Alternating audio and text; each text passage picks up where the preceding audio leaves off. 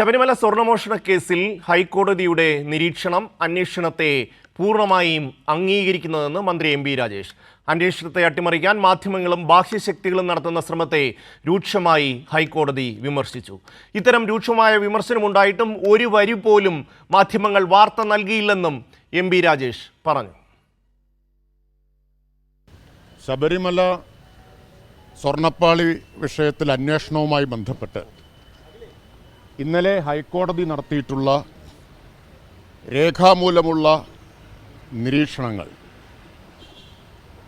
അന്വേഷണത്തെ പൂർണ്ണമായിട്ടും അംഗീകരിക്കുന്നതും അതേസമയം ശരിയായ ദിശയിൽ നടക്കുന്ന അന്വേഷണത്തെ അട്ടിമറിക്കാൻ മാധ്യമങ്ങളും ബാഹ്യശക്തികളും ചേർന്ന് നടത്തുന്ന പ്രവർത്തനങ്ങളെ രൂക്ഷമായി വിമർശിക്കുന്നതുമാണ്. ഹൈക്കോടതി ഇത്ര രൂക്ഷമായി പറഞ്ഞിട്ടും നിങ്ങൾ ആ വാർത്ത എന്തുകൊണ്ട് മുക്കി? ഇത് സർക്കാരിനെതിരെയാണെങ്കിൽ ബ്രേക്കിംഗ് ന്യൂസ് അല്ലേ, തലക്കെട്ടല്ലേ, ചർച്ചയല്ലേ, അല്ലേ? ഇത്ര രൂക്ഷമായ പരാമർശങ്ങൾ. ഹൈക്കോടതി അന്വേഷണം ശരിയായ ദിശയിലാണെന്ന് പറഞ്ഞല്ലോ. ഞങ്ങളാരും ഒരു ഘട്ടത്തിൽ അങ്ങനെ അല്ലാന്ന് പറഞ്ഞിട്ടില്ലല്ലോ. പറഞ്ഞത് നിങ്ങളല്ലേ, പ്രതിപക്ഷമല്ലേ? അപ്പോൾ കേരളത്തിലെ മാധ്യമ പ്രതിപക്ഷ കൂട്ടുകെട്ടിൻ്റെ പ്രചരണത്തെ തുറന്നു കാണിക്കുന്നത് കൂടിയാണ് ഇന്നത്തെ ഹൈക്കോടതി വിധി. നൃപൻ ചക്രവർത്തി ചേരുകയാണ്. നൃപൻ, മന്ത്രി എം.ബി. രാജേഷ് അതിശക്തമായ ചില കാര്യങ്ങൾ ചൂണ്ടിക്കാട്ടുകയാണ്. നമ്മുടെ മാധ്യമങ്ങൾ അവർക്ക് ഇഷ്ടമുള്ളത് കൊടുക്കുകയും ഇഷ്ടമില്ലാത്തത് മറയ്ക്കുകയും.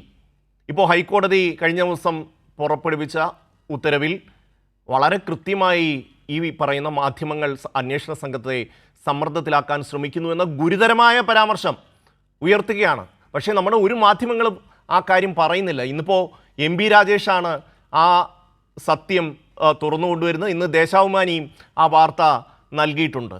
എന്തൊക്കെയാണ് ഇന്ന് എം.ബി. രാജേഷ് വ്യക്തമാക്കിയത്? നൃപൻ ഷമ്മി, അദ്ദേഹം കോടതിയുടെ ജഡ്ജ്മെൻറ്റ് അതിൻ്റെ പകർപ്പടക്കം ചൂണ്ടിക്കാട്ടി അതിൻ്റെ ഓരോരോ പാരഗ്രാഫ് എവിടെയാണ് മാധ്യമങ്ങൾക്കെതിരെ വിമർശനം, ബാഹ്യശക്തികൾ എന്ന് പറയുന്ന രൂക്ഷമായി ഈ അന്വേഷണ സംഘത്തെ SIT സംഘത്തെ സമ്മർദ്ദത്തിൽ ആക്കാൻ ശ്രമിക്കുന്ന കേരളത്തിലെ പ്രതിപക്ഷത്തെയും പരാമർശിക്കുന്ന ഗുരുതരമായ ഭാഗങ്ങൾ ചൂണ്ടിക്കാട്ടി. ഇപ്പോൾ നമ്മൾ കാണിച്ച ഇപ്പോൾ നമുക്ക് ഓൺ എയർ പ്രേക്ഷകർ കാണിച്ചതിനേക്കാൾ കൂടുതൽ രൂക്ഷമായ പരാമർശങ്ങൾ അദ്ദേഹത്തിൻ്റെ സംസാരത്തിൻ്റെ മാധ്യമങ്ങളോട് പ്രതികരിച്ചതിൻ്റെ രണ്ടാം ഭാഗത്തിലുണ്ട്. തുടർന്നുള്ള ബുള്ളറ്റിനിൽ നമുക്കത് വാർത്തയായി പ്രേക്ഷകരെ കാണിക്കാനും കഴിയും. അദ്ദേഹം വാർത്താ സമ്മേളനം നടത്തുന്ന ഘട്ടത്തിൽ നമ്മൾ പ്രേക്ഷകരെ ലൈവായി കാണിച്ചതാണ്. അതിൽ അദ്ദേഹം സൂചിപ്പിക്കുന്ന അക്കമിട്ട് പരാമർശത്തിൽ പറയുന്ന ചില കാര്യങ്ങളുണ്ട്. അതായത് വലിയ തരത്തിൽ സമ്മർദ്ദപ്പെടുത്തി വ്യാജമായി വസ്തുതാവിരുദ്ധമായ വാർത്തകൾ, വസ്തുതാവിരുദ്ധമായ പ്രചരണങ്ങൾ വഴി അന്വേഷണ സംഘത്തെ സമ്മർദ്ദപ്പെടുത്താൻ മാധ്യമങ്ങൾ ശ്രമിക്കുന്നു. അത് ഒരു കൂട്ടം മാധ്യമങ്ങൾ ഇത്തരത്തിൽ വ്യാജമായ വസ്തുതാവിരുദ്ധമായ പ്രവർത്തനങ്ങൾ നടത്തുന്നുണ്ട് എന്നും അത് അന്വേഷണത്തെ സ്വാധീനിക്കാനും തരത്തിലുള്ള ആസൂത്രിതമായ ശ്രമമാണ് എന്നടക്കം ആ ജഡ്ജ്മെൻറ്റിൽ പറയുന്നുണ്ട്. ഒപ്പം തന്നെ ഈ കേസുമായി ബന്ധപ്പെട്ട് അന്വേഷണത്തിൽ കൂടുതൽ ഉദ്യോഗസ്ഥരെ ഉൾപ്പെടുത്തുന്ന കാര്യം സംബന്ധിച്ച് അവർക്ക് അനുവാദം നൽകുന്നു. ചില ഉദ്യോഗസ്ഥരെ സംബന്ധിച്ച് പ്രതിപക്ഷ നേതാവ് B.D. സതീശൻ അത് സർക്കാർ സ്വാധീനിക്കുന്നുവെന്നും അന്വേഷണ സംഘത്തിൽ സർക്കാരിൻ്റെ കാര്യങ്ങൾ നടപ്പിലാക്കുന്നതിന് വേണ്ടിയിട്ടുള്ള ചില ഉദ്യോഗസ്ഥർ പ്രവർത്തിക്കുന്നുണ്ട് എന്നും പ്രതിപക്ഷ നേതാവ് V.D. സതീശൻ ആവർത്തിച്ച് നടത്തിയ പ്രസ്താവനയുണ്ട്. ആ പ്രസ്താവനയും കോടതി നിശിതമായി വിമർശിക്കുന്നുണ്ട്. ഉദ്യോഗസ്ഥർ കൃത്യമായി അവരുടെ ജോലി ചെയ്യുന്നുണ്ട്, അവർക്ക് ധൈര്യമായി മുന്നോട്ട് പോകാം. ഒപ്പം തന്നെ അന്വേഷണ സംഘം വിപുലപ്പെടുത്തുന്നതിന് വേണ്ടിയിട്ടുള്ള എല്ലാ അധികാരവും അന്വേഷണ SIT സംഘത്തിനുണ്ട്. ഇക്കാര്യത്തിൽ നമ്മൾ ഈ ഒരു വാർത്തയുടെ പ്രസക്തി അല്ലെങ്കിൽ ഹൈക്കോടതിയുടെ ഈ ഒരു പരാമർശങ്ങളുടെ പ്രസക്തി എവിടെയാണ് എന്ന് വെച്ചാൽ ഈ അന്വേഷണത്തെ അട്ടിമറിക്കാൻ ശ്രമിക്കുകയാണ് എന്ന് പറഞ്ഞ് പ്രചണ്ഡമായ ഒരു പ്രചരണമല്ലേ ഈ അടുത്ത സമയത്ത് ഉയർത്തിവിട്ടത്. അടൂർ പ്രകാശിനെതിരെ ചോദ്യം ചെയ്യലിൻ്റെ ഒരു ഘട്ടം വന്നപ്പോഴേക്കും അന്വേഷണ സംഘത്തോടുള്ള എല്ലാ വിശ്വാസവും പ്രതിപക്ഷത്തിന് പോവുകയാണ്.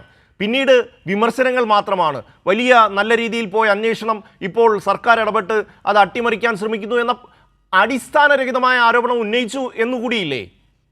തീർച്ചയായും ഇതുവരെ മാധ്യമങ്ങൾ എല്ലാ ദിവസത്തെ 8 മണി ചർച്ചയിൽ മാധ്യമങ്ങൾ അവർക്ക് ലഭിച്ചു എന്ന് പറയുന്ന പലതരത്തിലുള്ള ഊഹാഭോഗങ്ങളുടെ കഥ ആ കഥകൾ വ്യാപകമായി പ്രചരിപ്പിക്കുകയും അന്വേഷണത്തെ അട്ടിമറിക്കപ്പെടുകയാണ്, ആ സർക്കാർ അന്വേഷണ സംഘത്തെ സ്വാധീനിക്കുന്നുണ്ട്, അന്വേഷണം ഈ ശരിയായ ദിശയിലല്ല. അതല്ല നൃപൻ, പ്രതിപക്ഷ നേതാവ് പറഞ്ഞ ഒരു കാര്യം നമ്മൾക്ക് മറക്കാൻ പറ്റില്ല. CPM-മായി അടുത്ത് നിൽക്കുന്ന 2 ഉദ്യോഗസ്ഥരെയാണ് SIT-യിൽ വെച്ചത് എന്ന് വരെ പറഞ്ഞു കളഞ്ഞില്ലേ? അതാണ് ഞാൻ ആദ്യ ഭാഗം പറഞ്ഞത് ഷമി. ആദ്യ ഭാഗം പറഞ്ഞ് 2 ഉദ്യോഗസ്ഥരെ ഇക്കാര്യത്തിൽ നിയോഗിച്ചിട്ടുണ്ട്. സർക്കാരിൻ്റെ കാര്യങ്ങൾ നടപ്പിലാക്കാൻ സർക്കാർ അന്വേഷണ SIT സംഘത്തെ സമ്മർദ്ദപ്പെടുത്തുന്നുണ്ട്, അന്വേഷണം ശരിയായ ദിശയിലല്ല എന്ന തരത്തിലുള്ള ആരോപണം പ്രതിപക്ഷ നേതാവ് നടത്തി. മാധ്യമങ്ങൾ സംഘടിതമായി അന്വേഷണ സംഘത്തിൻ്റെ വിശ്വാസ്യത തകർക്കുന്നതിന് വേണ്ടിയും അന്വേഷണം ഒരു സ്ഥലത്തും എത്തിയിട്ടില്ല എന്നും അന്വേഷണത്തിൻ്റെ വേഗം പോരാ എന്നും അന്വേഷണം യഥാർത്ഥ പ്രതികളിലേക്ക് എത്തിയിട്ടില്ല എന്ന തരത്തിലുള്ള പ്രചരണമാണ് നടത്തിയിരുന്നത്. അത് പൂർണ്ണമായി കോടതി നിരാകരിച്ചു എന്ന് മാത്രമല്ല, അന്വേഷണ സംഘത്തെ സമ്മർദ്ദപ്പെടുത്താനുള്ള ആസൂത്രിതമായ ശ്രമം മാധ്യമങ്ങൾ നടത്തുന്നു എന്നുള്ള രൂക്ഷമായ വിമർശനവും ആ താക്കീതും കൂടി കഴിഞ്ഞ ദിവസം കോടതി രേഖാമൂലം പരാമർശം നടത്തിയിട്ടുണ്ട്. അതിൻ്റെ ജഡ്ജ്മെൻറ്റിൻ്റെ ഏറ്റവും പ്രസക്തമായ ഭാഗങ്ങൾ കൂടി ചൂണ്ടിക്കാട്ടിയാണ് മന്ത്രി MP രാജേഷ് ഇന്ന് മാധ്യമങ്ങളോട് പ്രതികരിച്ചത്.